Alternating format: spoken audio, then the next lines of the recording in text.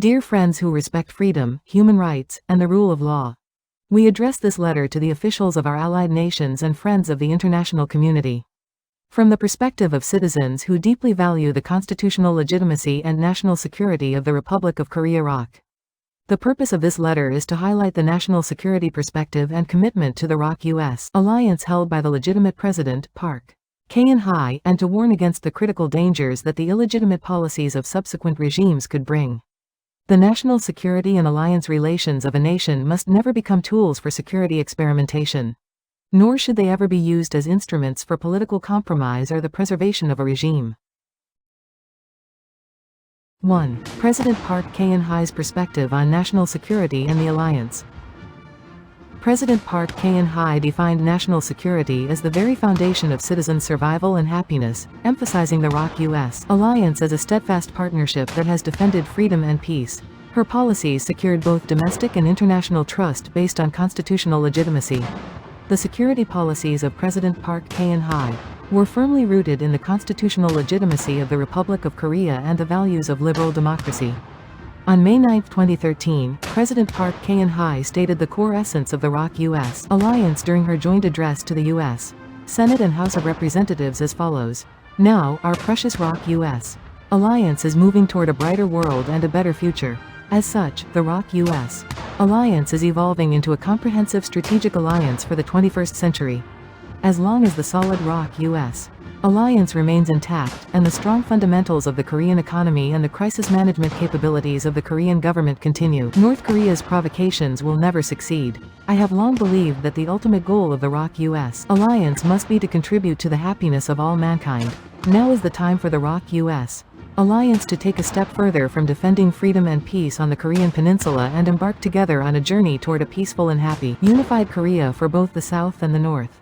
This was a historic message that engraved the meaning of the 60th anniversary of the alliance upon both nations, revealing President Park's outlook on national security and her perception of the alliance. It emphasized a security foundation, economic and strategic evolution, and ultimately, the goal of contributing to the happiness of humanity. Under the conviction that peace is not begged for, but protected by strength. This principled deterrence policy against North Korea consistently maintained the trust politic process, resolutely retaliating against North Korean provocations while engaging in dialogue only when North Korea chooses the path of denuclearization. She elevated the ROC-US alliance beyond mere military necessity to a blood alliance and a value alliance. Decisions such as the deployment of THAAD Terminal High Altitude Area Defense were the results of defending the Constitution, prioritizing the security of the alliance despite intense pressure from neighboring countries. 2. The illegitimacy and dangers of security debates by subsequent illegal regimes. The subsequent regimes of Moon Jae-in, Yoon Suk-yeol, and Lee Jae-min following President Park Geun-hye have faced constant criticism regarding their constitutional legitimacy, both in their inception and their operation. The Moon, Yoon, and Lee regimes pushed forward security and alliance policies amidst lingering questions over their constitutional legitimacy. A security policy pursued by a regime with vulnerable legitimacy inherently contains the following fatal dangers. These regimes sought to push for the transfer of wartime operational control OPCON or alter the nature of the alliance in their respective ways. These approaches were carried out without constitutional procedures and public consensus, thereby possessing inherent defects in policy legitimacy and stability. This was a deceptive artifice designed to overturn security policies for the sake of the regime's approval ratings or political ideologies, deceiving the public instead of securing public consensus, entirely ungrounded in the Constitution. Such deceptive actions inevitably cause confusion for allied nations and severely tarnish the credibility of the state and its policies. A submissive peace that relies on the disguised goodwill of North Korea, or actions that undermine the values of the alliance under the pretext of pragmatism, directly threaten the basic liberal democratic order explicitly mandated by the Constitution. 3. The traps and dangers of the wartime operational control OPCON transfer. In particular, we warn that the current discourse on the OPCON transfer is not a simple matter of sovereignty, but a strategic trap that destroys the security balance in Northeast Asia. These regimes package the OPCON transfer under the pretexts of self-reliant defense or restoration of sovereignty. However, in reality, this creates a vacuum in deterrence and acts as a trap that benefits North Korea's anti-American strategy and China's regional hegemony. There is a severe concern that the OPCON transfer will dualize or weaken the command structure of the ROK-US Combined Forces Command CFC, which possesses the world's highest level of efficiency. This is precisely the scenario that North Korea and the Chinese Communist Party CCP desire most. If this OPCON transfer is carried out prematurely with an illegitimate regime, it is an undeniable fact that it will weaken the United States' willingness to intervene on the Korean peninsula in times of crisis and provide a pretext for the withdrawal of U.S. forces. This will ultimately result in the communization of the Republic of Korea, pushing it under the sphere of influence of the CCP. The OPCON transfer, driven as a deceptive artifice under the guise of independence by illegal forces lacking constitutional legitimacy, who have effectively seized power, severs the cohesion of the alliance and leaves the Republic of Korea defenseless before North Korea's nuclear threats. Consequently, North Korea can exploit the OPCON controversy within South Korea for propaganda while demanding the withdrawal of U.S. forces and promoting anti-Americanism. Furthermore, China can take the weakening of the ROK-US alliance as an opportunity to expand its influence in Northeast Asia. 4. The fatal threat of OPCON transfer to the Indo-Pacific strategy. What we specifically wish to warn against is the fact that the OPCON transfer, currently pursued by the illegal forces inside the Republic of Korea, is not merely an internal issue of the Korean peninsula, but the starting point of a strategic domino that can collapse the entire U.S. Indo-Pacific strategy. 1. Capitulation to the Chinese Communist Party's CCP, Anti-Access Area Denial, A2AD strategy. The CCP has long plotted the weakening of the ROK-US alliance to block the influence of the U.S. military in Northeast Asia. The OPCON transfer demanded by illegitimate regimes dismantles the world's strongest integrated command system, the ROK-US Combined Forces Command, thereby obstructing the rapid deployment of U.S. strategic forces. This ultimately paves a highway for the CCP's strategy to seize maritime and aerospace control in the Western Pacific, resulting in the subordination of South Korea, the linchpin of the Indo-Pacific region, under the influence of the CCP. 2. Handing victory to the anti-American front, combining North Korea's nuclear threat and CCP hegemonism. North Korea's anti-American policies and nuclear blackmail are ultimately aimed at the withdrawal of U.S. forces from Korea and the dissolution of the ROK-US alliance. The moment the OPCON transfer creates a rift in the combined defense posture, North Korea will seize the opportunity to make its nuclear threats blatant.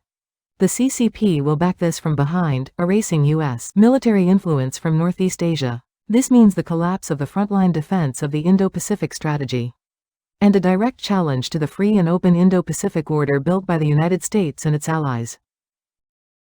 3. Deepening strategic decoupling among allies within the Indo-Pacific region. If the military solidarity between the ROK and the U.S.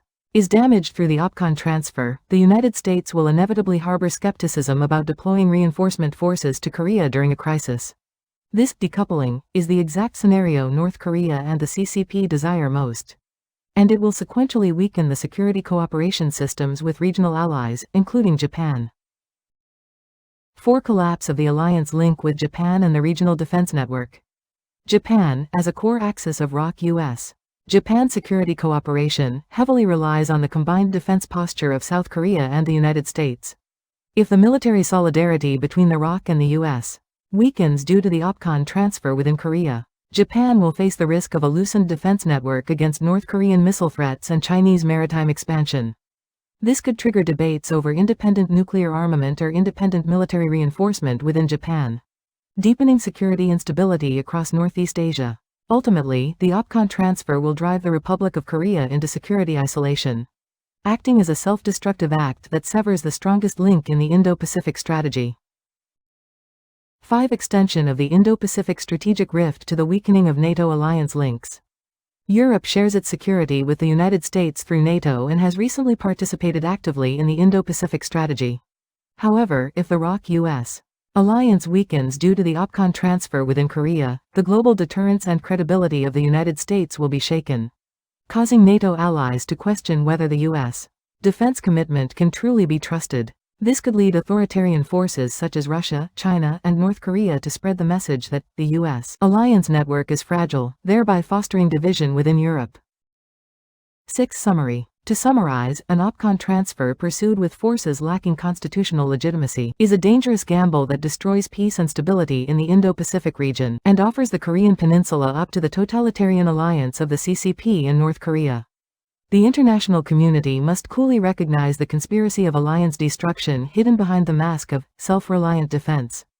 The guise of self-reliant defense, used as a pretext for dismantling the alliance worn by the current illegal regime in South Korea. The international community must clearly see through the reality of the mask of self-reliant national defense being abused as an excuse for alliance dissolution. 5. A warning to the international community.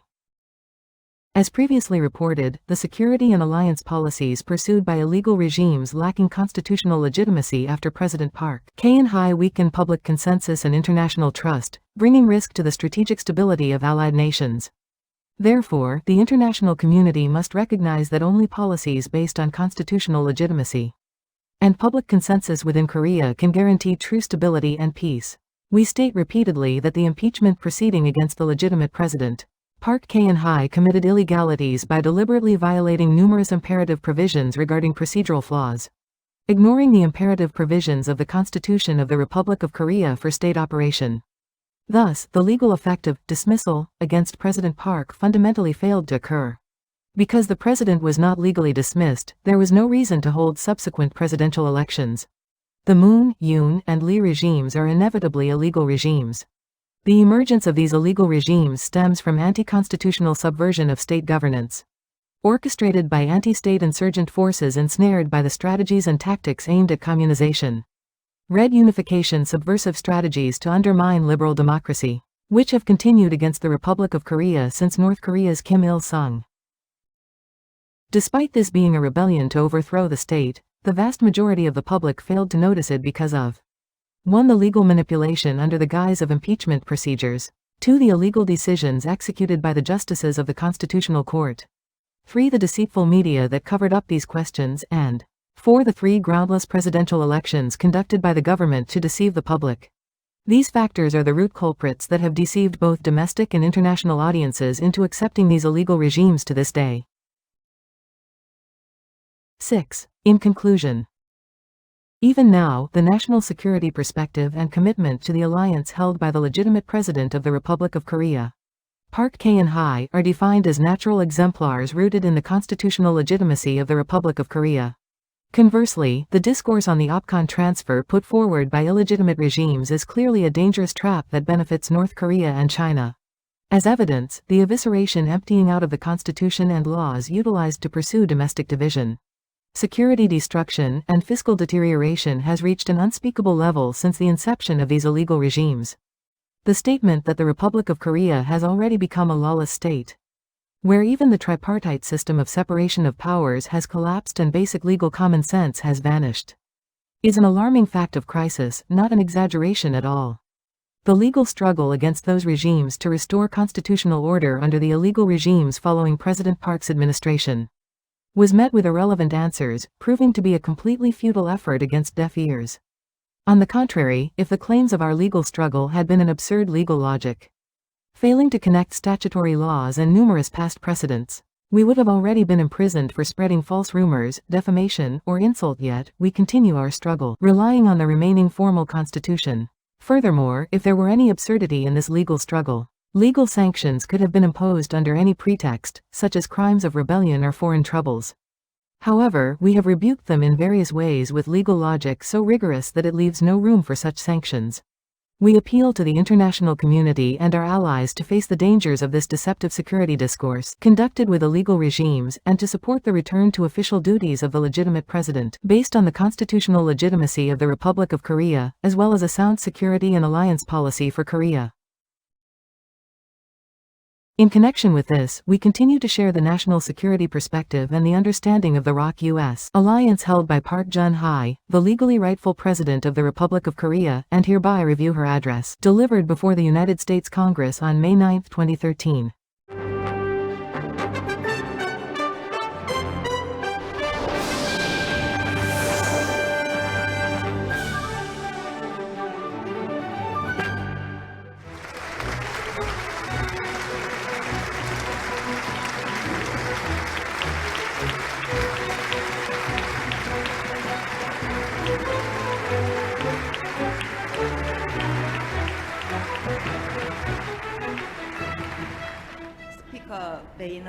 존경하는 베이너 하원 의장님, 바이든 부통령님, 상하원 의원 여러분, 그리고 내외 귀빈 여러분, 자유와 민주주의를 상징하는 미국 의회 의사당에서 이렇게 한국과 미국의 우정과 미래에 대해 말씀드릴 수 있게 되어 기쁘게 생각합니다. 그제 저는 워싱턴에 도착해서 포토맥 강변에 조성된 한국전쟁 기념공원을 찾았습니다. 알지도 못하는 나라, 만나보지도 못한 사람들을 지켜야 한다는 국가의 부름에 응한 미국의 아들과 딸들에게 미국은 경의를 표한다. 제가 이렇게 매번 방문할 때마다 한국전 참전 기념비에 새겨진 이 비문은 깊은 감명을 줍니다.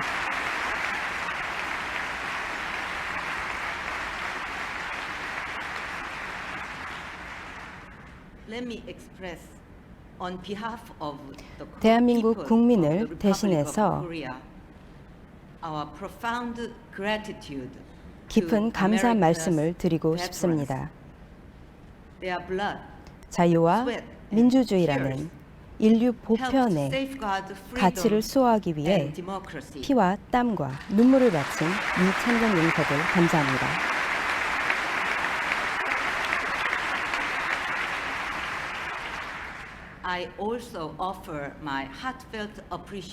이 자리에 함께 하신 참전 용사 네 분께 감사 말씀을 드리고 싶습니다. 참전 용사이자 의원님이십니다. 존 코니어스 의원님,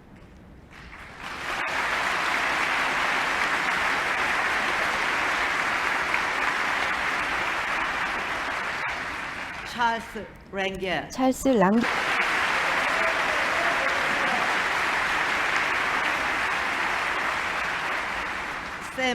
샘 존슨 의원님,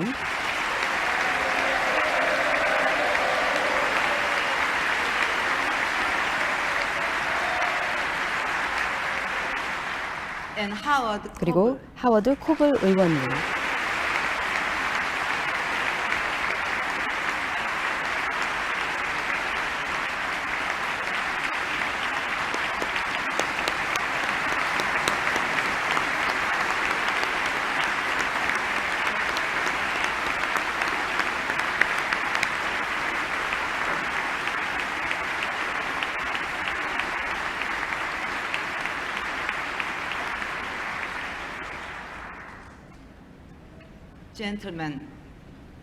의원 여러분, 우리 대한민국이 감사 말씀을 드립니다. 1953년 여름 6.25 전쟁의 총성이 멈췄을 때 1인당 국민소득 67불의 세계 최빈국이었던 한국은 이제 60년이 지난 지금 세계 5위의 자동차 생산국이자 무역 규모 세계 8위의 국가로 성장했습니다. 세계인들은 이런 대한민국의 역사를 한강의 기적이라 부릅니다.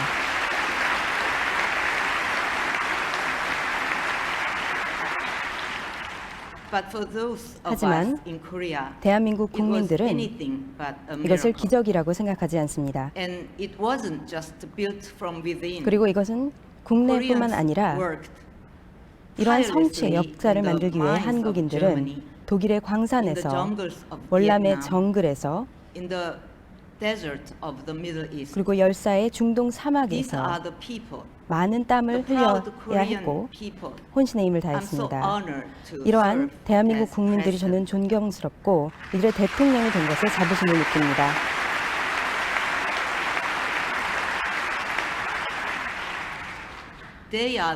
바로 이들이 오늘의 대한민국을 만들었습니다.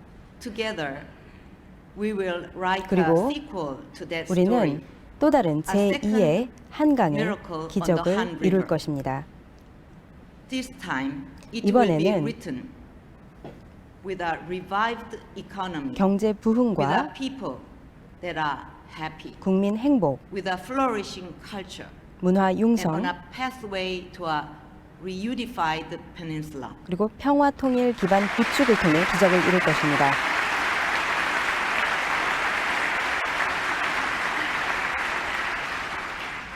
These are the 이것이 four tenets 우리 정부의 that guide 4대 my 국정 기조입니다. government. We also know that we didn't come this 우리는 far 또 on our own. 우리 혼자만의 힘으로 이 자리에 온 것이 Along 아님을 our journey, 압니다. We have been 우리가 여기까지 aided 올 수 있도록 by 도운 great friends, 좋은 친구들이 and among 있었습니다. them, the United 특히 States 미국은 is second to 가장 none. 가깝고 좋은 친구였습니다.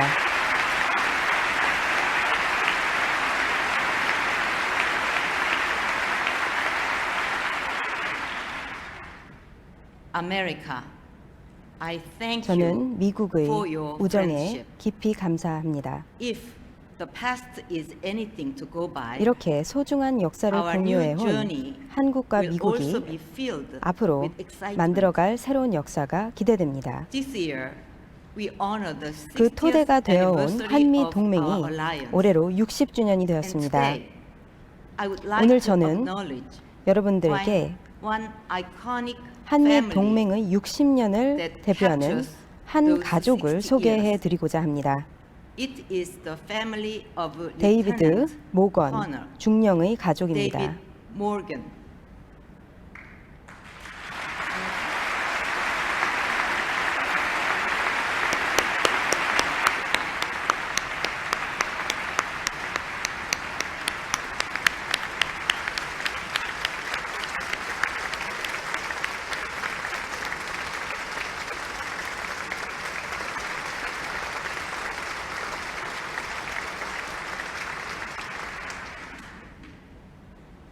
Connor Morgan's grandfather, 모건 중령의 the 할아버지 late Warren Morgan, 고 워렌 모건 씨는 fought in the Korean War. 6.25 전쟁에 The senior 참전했습니다. Morgan was a commander in the 해군 US 예비군 Naval Reserve. 지휘관으로 활약을 했습니다. His father, John Morgan, also 아버지인 served 존 in 모건 the 씨 Korean 역시도 War.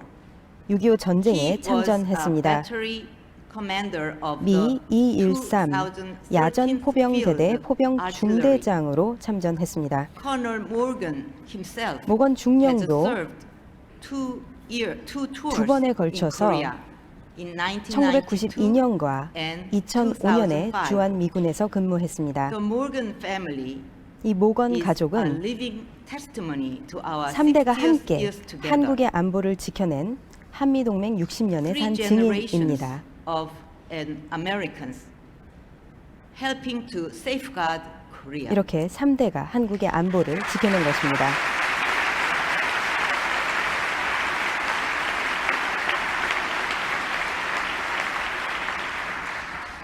That family is here with us today. 오늘 이 자리에 이 가족이 As 참석해 주셨습니다. president of a grateful nation, 저는 I 대한민국 salute the 대통령으로서 Morgan family 이 모건 and the 가족을 비롯한 commitment and 미국인들의 friendship 헌신과 of the American 우정에 people. 경의를 표합니다.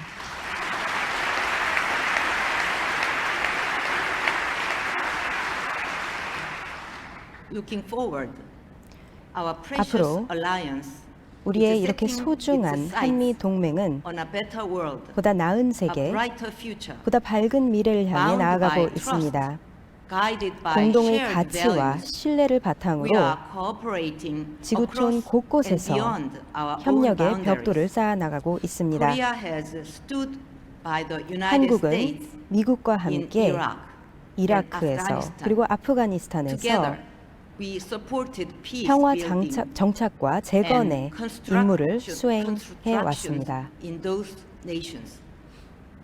Following was the Washington Conference 2010년 in 2010. 미국에 이어 Seoul hosted the second nuclear security 서울에서 summit last 제2차 year. 핵안보 정상회의가 There, 2012년 We 개최되었습니다. reaffirmed 이 our 회의에서 commitment to the 우리는 vision of a world 핵무기 without 없는 세상을 nuclear weapons. 구현하는 의지와 비전을 확인했습니다.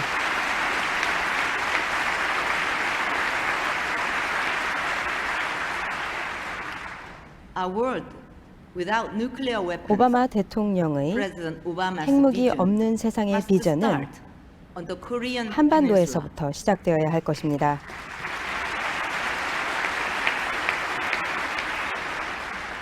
For the peninsula is home to the only divided 한반도는 nation 세계 state 유일의 and 분단 directly 국가이고 face the threat of 핵무기의 nuclear 직접적인 위협 속에 놓여 weapons. 있습니다. It is an ideal 그렇기 testbed 때문에 for a 한반도야말로 future free of 핵무기 nuclear 없는 세상을 arms. 만드는 시범 If 지역이 we 될 can 수 pull it 있습니다. off 우리가 on the 여기서 Korean 이 Peninsula, 한반도에서 then we can 성공한다면 pull it off 세계 anywhere 어디에서든 else. 핵무기 없는 세상을 만들 수 있을 것입니다.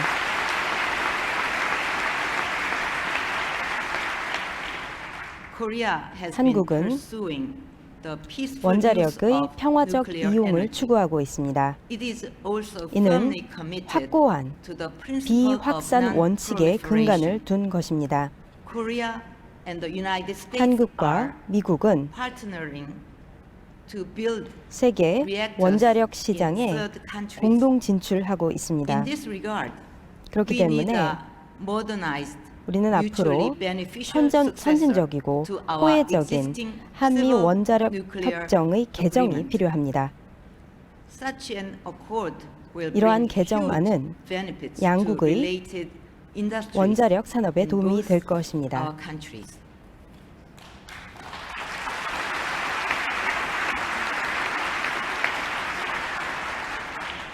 Our partnership also 우리의 이러한 extends 파트너십은 to development as 개발 협력 development 분야에까지 assistance. 확대되어 나가고 the 있습니다. United States and Korea send 한미 the largest 양국은 numbers of 봉사단 aid 규모에서 volunteers 세계 abroad. 1, 2위입니다. We will work side by 한미 side 양국은 어깨를 to 나란히 help 하면서 lower income countries. 저소득 국가의 발전을 In 돕기 위해 노력할 2011, 것입니다. Our 2001년 aid agencies signed that 코이카와 document USAID가 that facilitates 협력 these MOU를 efforts. 체결하였습니다. and Korea's aid agency will soon 그리고 be signing 코이카는 another with the 또 US 다른 Peace Corps. MOU를 피스코와 평화 봉사단과 체결하게 될 것입니다. In March of last year, 작년 the Korea 3월에 US 한미 Free Trade Agreement FTA가 went into effect. 발효되었습니다. The agreement adds an economic 이 pillar 한미 to our FTA는 alliance. 한미 동맹을 It has moved 경제를 us 포함한 closer 포괄적 to a 전략 동맹으로 comprehensive 발전시키는 and strategic 계기가 alliance. 되었습니다. We can do even more 더 if 많은 the 일을 bill 할 수 있습니다. on visa quotas 현재 for Korean 미 professionals 의회에 계류 is 중인 passed 한국에 in 대한 this 전문직 Congress. 비자 쿼터 관련 법안이 Our 통과되면 economies will benefit. 양국의 경제에 큰 it 기여를 would 할 help 것입니다. create many more jobs. 많은 일자리가 창출될 것이기 때문입니다.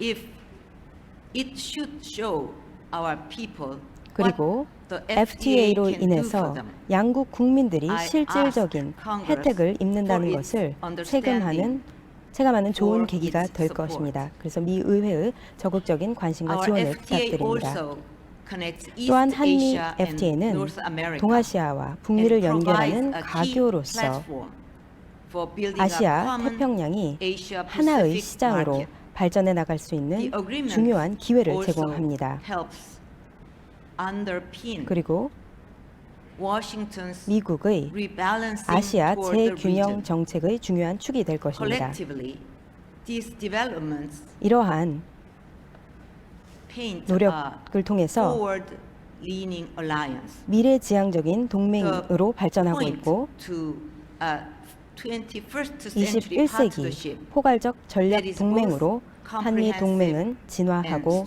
있습니다. strategic. Ladies and gentlemen, 의원 여러분, that is our present. 바로 present. 이것이 우리의 The 현재입니다. foundation on which we 우리가 stand. 지금 I 구축한 now 근간입니다. wish to share my 그럼 vision 이제 of our 우리의 future 미래에 together. 대한 저의 비전을 A future 공유하고 싶습니다. that we will build together 우리가 파트너로서 as 한미 양국이 partners. 함께 구축할 미래입니다.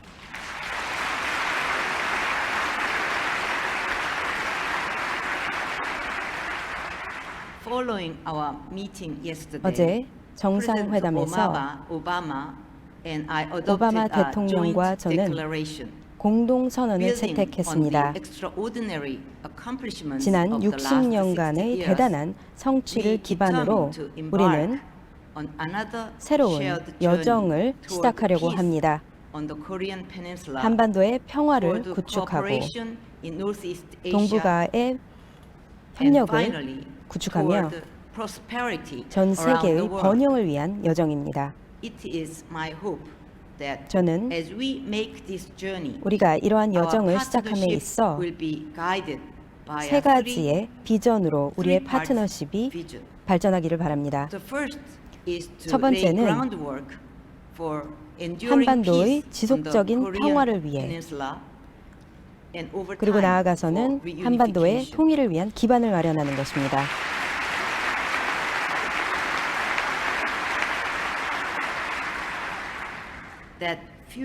이러한 미래가 멀게 느껴진다는 것을 잘 알고 있습니다.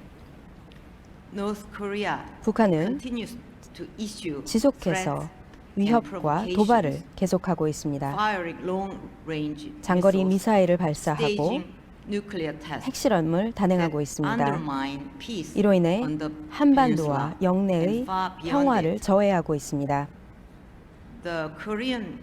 한국 정부는 결단력 있게 그리고 냉철하게 대응하고 있습니다. 우리는 최고 수준의 준비 태세를 갖추고 있습니다. 그리고 미국과 국제 사회의 파트너들과 협력을 강화하고 있습니다. 한국의 경제와 금융 시장도 안정화되고 있습니다. 국내외 기업들이 이러한 상황을 보고 있고 투자를 늘려가고 있습니다. 한국의 경제 펀더멘털은 탄탄합니다. 그리고 한국 정부도 이러한 지위에 맞게 탄탄한 펀더멘털을 보이고 있습니다. 그리고 한미 양국의 동맹의 지지를 받고 있습니다. 이러한 상황이 지속되는 한 분명히 말씀드립니다. 그 어떠한 북한의 도발도 성공할 수 없습니다.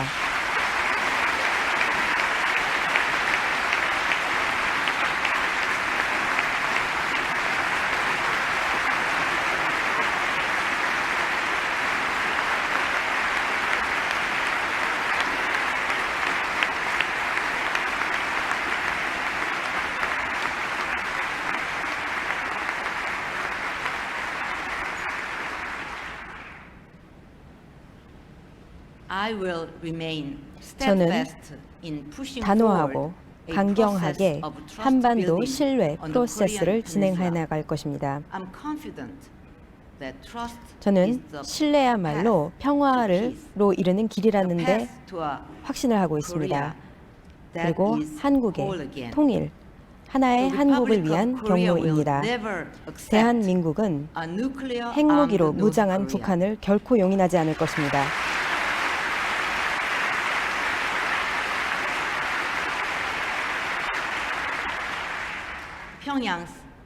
북한의 도발은 그에 따른 대가가 있을 것입니다.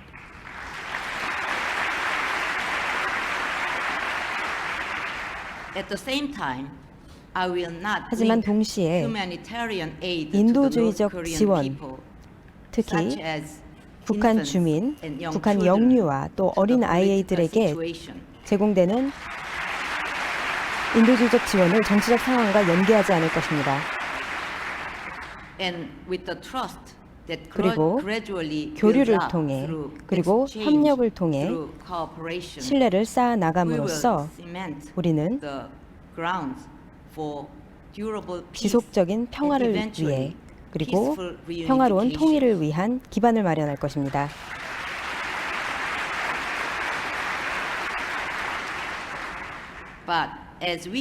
하지만 한국에는 이러한 속담이 있습니다.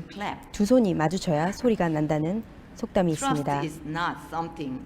신뢰라는 것은 한쪽의 노력만으로 이루어지는 것이 아닙니다. 북한이 보여주는 패턴은 아주 익숙한 것입니다. 아주 잘못된 패턴을 보이고 있습니다. a 북한이 crisis, 위기를 the 조성하고 international 도발을 community 하고 그리고 나면 imposes 국제사회가 a certain period 어느 of 기간 동안은 sanctions. 제재를 가합니다. Later, 그리고 나서 it tries to patch things up 국제사회는 by offering 양보와 concessions 보상을 and rewards. 제공함으로써 상황을 무마하려 Meanwhile, 합니다. 평양 그러는 uses 사이에 that time 북한은 이 to 기간 동안 advance its nuclear 핵무기를 capabilities, 개발했습니다. and uncertainty 그리고 prevails. 불확실성은 더 커졌습니다. It is time to put 이제는 an 이러한 end 악순환의 to this 고리를 끊을 vicious 때입니다. circle.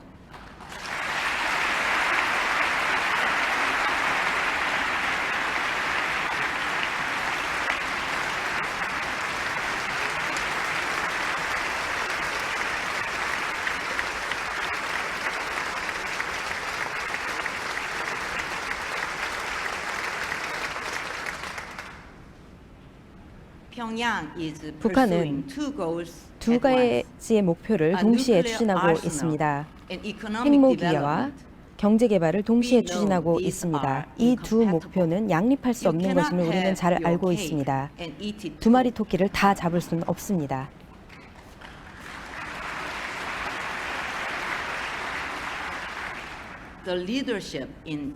북한 지도부는 반드시 알아야 합니다. 안보는 핵무기로 얻을 수 있는 것이 아닙니다. 안보라는 것은 국민들의 삶이 향상될 때 얻어지는 것입니다. 그리고 국민들이 자유롭게 행복을 추구할 수 있을 때 오는 것이 안보입니다.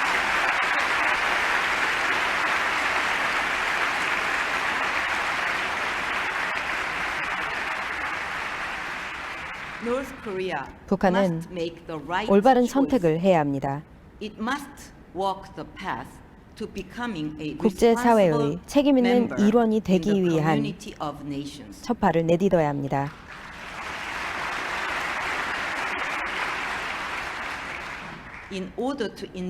북한이 이러한 올바른 선택을 하도록 유도하기 위해서는 국제사회가 한 목소리를 내야 합니다. 그리고 그 메시지는 분명하고 일관되어야 합니다. 그렇게 해야만 우리가 남북 관계의 진정한 발전을 이룰 수 있을 것입니다. 그리고 그럴 때만 우리가 한반도와 동북아의 진정한 지속되는 평화를 구축할 수 있을 것입니다.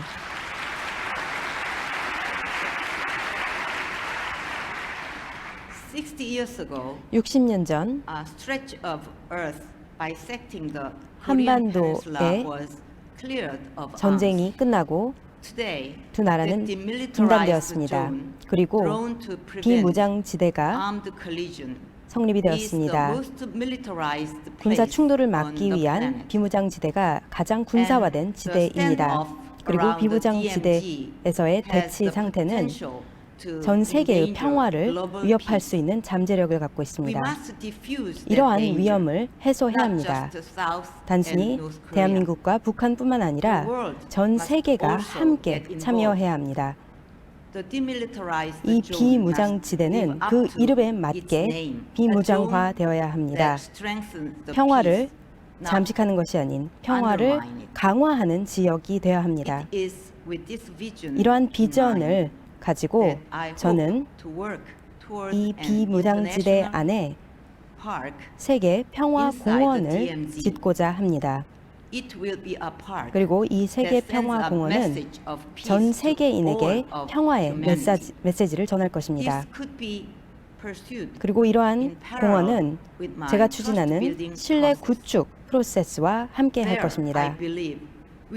그렇게 함으로써 우리는 평화를 키우고 그리고 신뢰를 쌓을 수 있을 것이라 믿습니다. 이것은 평화의 지대가 될 것이며 이 군사 분계선으로 분리되어 있는 남북한 주민을 한자리에 모을 뿐 아니라 전 세계인이 하나가 될 수 있는 평화의 지대가 될 것입니다. 미국과 전 세계인들이 이러한 새로운 시대를 열기 위해 함께 하시기를 바랍니다.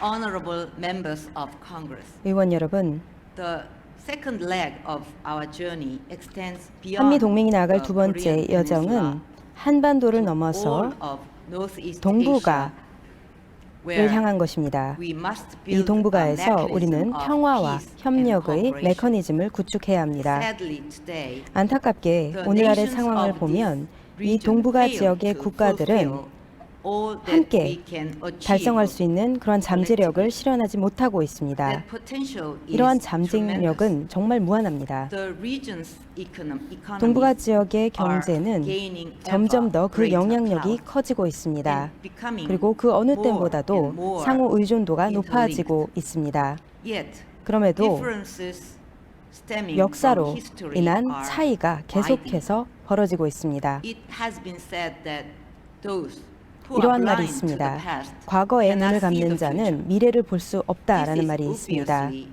problem, 바로 이것이 for 우리가 the 지금 here and 직면하고 있는 문제입니다. but the larger issue is 하지만 더 about 큰 문제는 tomorrow. 우리의 미래입니다. For where there is failure to acknowledge 과거에 있었던 honestly 일을 what 솔직하게 happened 인정하지 yesterday, 못할 때 there can 우리에게는 be no 미래가 tomorrow. 없기 때문입니다.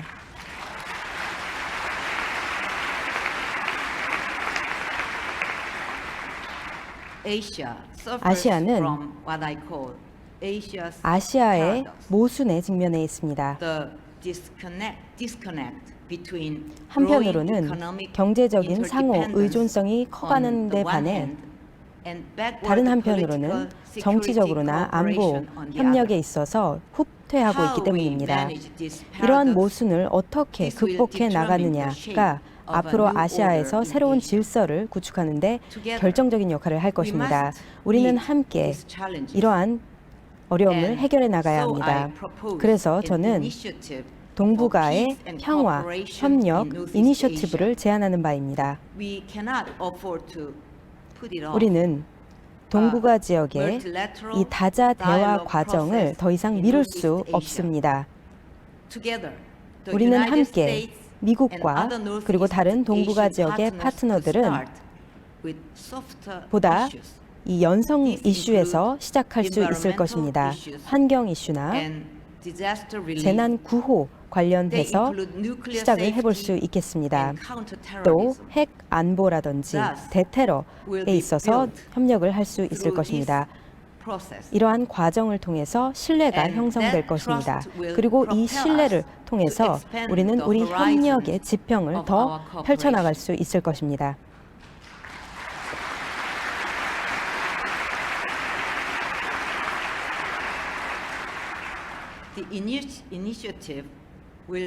이 평화 구상은 동북아 지역의 평화와 발전을 위해 기여할 것입니다. 하지만 이는 한미 동맹 관계에 근간을 두고 있습니다. 그러한 점에서 이러한 평화협력 구상은 오바마 대통령이 추진하는 아태 지역의 재균형 전략을 강화할 것입니다. 물론 북한도 참여할 수 있을 것입니다. 우리의 이해관계가 겹치는 부분에서 우리가 협력을 시작한다면 더 어려운 도전 과제에 있어서도 공통점을 찾는데 더 용이해질 것입니다. 그리고 상호 이익을 위한 해결책을 찾기가 더 쉬워질 것입니다. 한국과 미국은 함께 협력함으로써 동북아 지역의 협력 프로세스를 시작해 나갈 수 있을 거라 믿어 의심치 않습니다.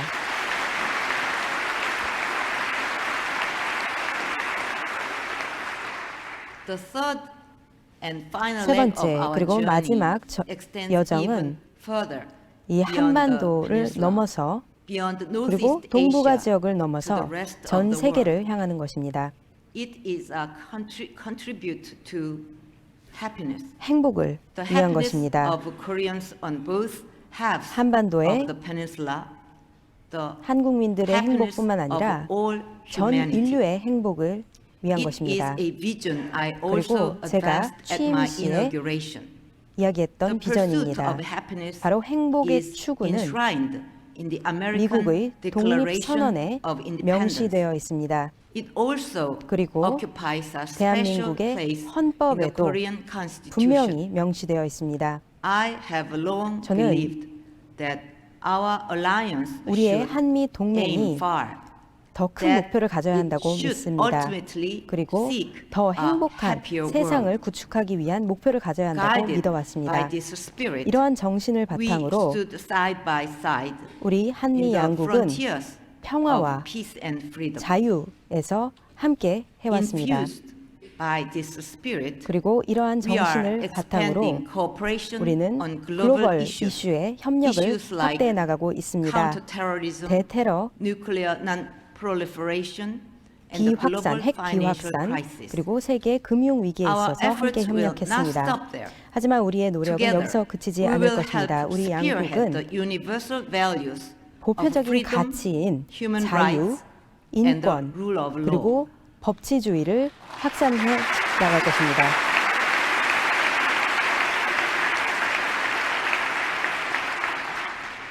We will march 그리고 우리는 together to 함께 take on global 글로벌 challenges 문제들을 해결해 from 나갈 fighting 것입니다. poverty 빈곤 to tackling 해결과 climate change 기후변화의 and 해결, other 그리고 다른 environmental 환경 issues. 문제 해결을 위해 함께 협력할 것입니다.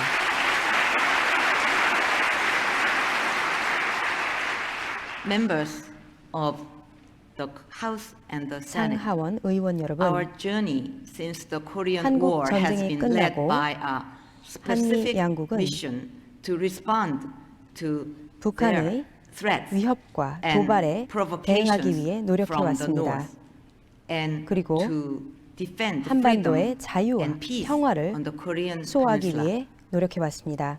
Today, our 오늘날 alliance 우리 is 한미 called upon to 양국의 go beyond that, 동맹은 그 beyond just 이상으로 the 나아가고 defense 있습니다. of 단순히 freedom and peace. 자유와 평화의 수호 We are 이상의 called 의미를 upon 가집니다. to step 우리는 forward on a new 새로운 journey, 여정을 시작할 것입니다. a journey toward a Korea that is 평화로운 at 한국을 peace, 위한 여정, that is happy, 행복한 한국을 and that 위한 is 여정, made whole. 그리고 통일 한국을 위한 Our 여정입니다.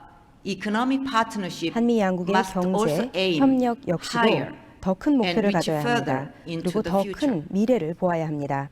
President Obama 오바마 has 대통령은 outlined the Startup America 스타트업 Initiative 아메리카 이니셔티브를 together 시작했습니다. with my strategy 저의 for a 창조 creative 경제 economy. 전략과 We 함께 can advance 우리 toward 한미 a common 양국은 goal 공동의 to 목표를 help 추진해 나갈 수 channel 있을 것입니다. the innovative ideas, 혁신적인 아이디어, the passion 열정, and the drive of 그리고 our 젊은이들의 youth 이러한 toward 열의를 brighter future. 보다 밝은 미래를 향해 나아갈 수 있도록 노력할 수 있을 것입니다.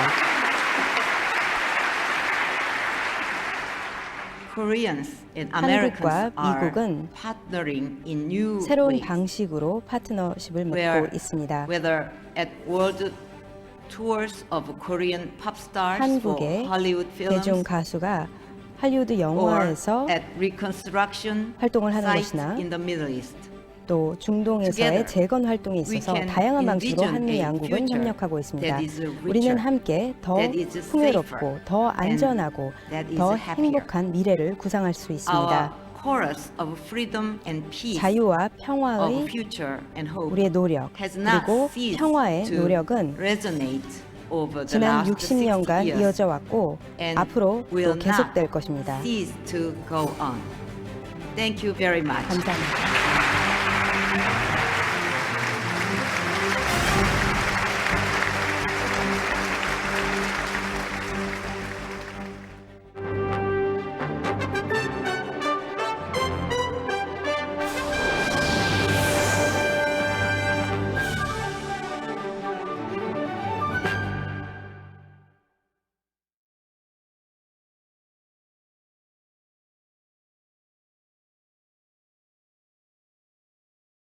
The Korean War explained on maps causes, timeline, and lasting impact.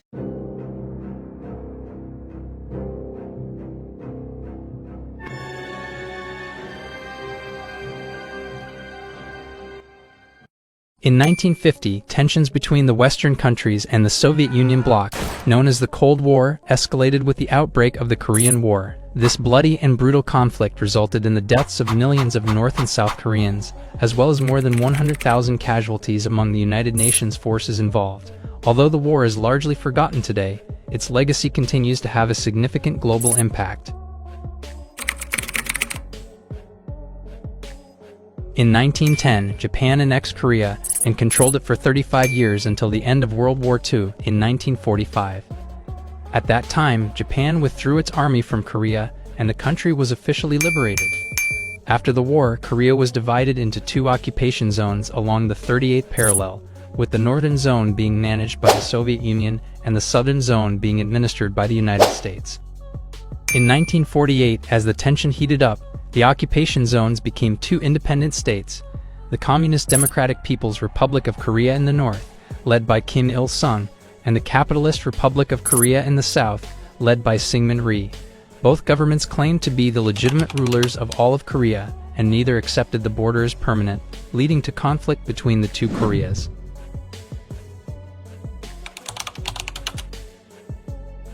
In 1949, after the Communist Party of China, CPC, led by Mao Zedong, won the Chinese Civil War against the Nationalist Party, led by Chiang Kai-shek, the CPC sought to protect China from the spread of Western influence and capitalism in the region. To this end, the Chinese People's Liberation Army provided training to the North Korean Army, and the Soviet Union, under leader Joseph Stalin, supplied weapons to North Korea. Meanwhile, the United States withdrew its forces from South Korea, leaving the Republic of Korea Army to defend the country alone. These events weakened South Korea's military and strengthened North Korea's, leading Kim Il-sung to believe he could easily invade and conquer South Korea, unifying the two halves of the peninsula into a communist state. In 1950, the Korean War began when North Korea invaded South Korea. The North Korean People's Army, KPA, sent its I-Corps, 53,000 soldiers, across the Imjin River towards Seoul, while its I-Corps, 54,000 soldiers, advanced along two different axes. The KPA entered Seoul on June 28, but the South Korean government and army did not surrender, as the North Koreans had hoped. Instead, South Korean forces formed a defensive line south of the Han River and retreated in good order on the east coast. In order to avoid defeat, South Korea needed support from the U.S. armed forces.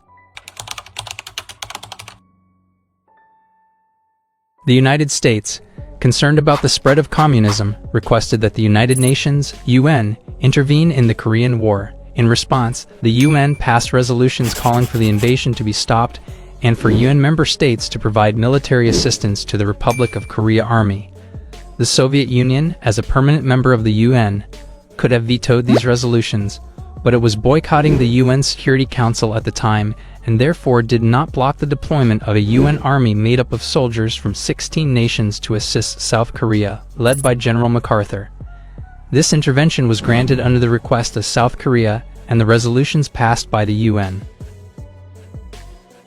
In early July 1950, UN troops from several countries including the United States, United Kingdom, Canada, Australia, New Zealand, and France arrived in South Korea, but were quickly pushed back to a small area around the port of Pusan at the southern tip of the peninsula.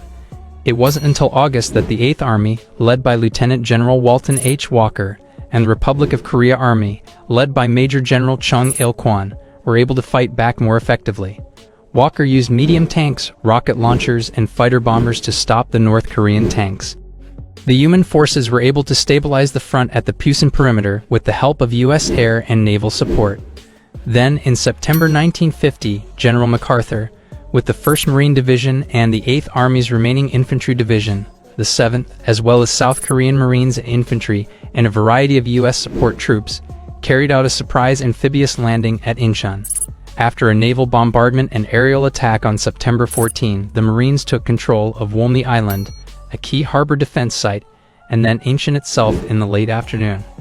This forced the North Koreans to retreat behind the 38th parallel, and all of South Korea was recaptured on September 28. After South Korea was secured, President Truman gave MacArthur permission to invade North Korea. The UN, urged by the U.S. government, approved the move across the 38th parallel on October 7, 1950, with the goal of unifying the country under a non-communist government. The UN forces took Pyongyang, North Korea's capital, on October 12, and subsequently the Yalu River, which ran along the border with Communist China. Seeing their communist allies in the north being defeated by capitalist forces, China deployed 250,000 troops to assist the North Koreans. The UN soldiers were forced out of North Korea with heavy losses, and Seoul was seized by Chinese and North Korean forces in January 1951. In early 1951, the Chinese offensive slowed down, and the United Nations Command, with support from the revitalized 8th U.S. Army led by General Matthew B. Ridgway, regained control of Seoul and pushed back to the 38th parallel. From that point on, the battle lines remained relatively stable, leading to a stalemate in the conflict. The Truman administration abandoned its plans to reunite North and South Korea, opting instead for limited goals in order to avoid escalating the conflict into a Third World War involving China and the Soviet Union. When General MacArthur publicly challenged the Truman administration's handling of the war, the president determined that MacArthur was unable to fully support U.S. government policies and relieved him of command in April 1951, replacing him with General Ridgway. On December 2, 1952, President-elect Dwight D. Eisenhower traveled to Korea. He concluded that the United States could not indefinitely remain on a static front and continued to suffer casualties without any visible results. In an effort to bring an end to hostilities in Korea, President Eisenhower used a combination of diplomacy and military intimidation. On July 27, 1953, an armistice was signed, ending organized combat operations and leaving the Korean peninsula divided along the 38th parallel, much as it had been since the end of World War II. The armistice was not a peace treaty, and technically the Korean War has not yet been resolved. The two sides have remained in a state of ceasefire, and a demilitarized zone, DMZ, has been established along the border between the two Koreas to separate them. In the years following the armistice, relations between the two Koreas have been strained, with occasional flare-ups of violence and tension. On the Western Allies' side, the involvement in the war demonstrated its willingness to combat aggression and strengthened President Eisenhower's position in Europe as he worked to organize European military defense under the North Atlantic Treaty Organization. Additionally, the conflict helped to ensure that the United States would continue to invest in its military buildup. It has been 69 years since the signing of the Armistice Agreement. Until now, Korea Peninsula is still divided into two separate countries. So the question is there any future for the annexation of the two halves of the Korean Peninsula? 태극기 날리며 벅차게 노래 불러 자유대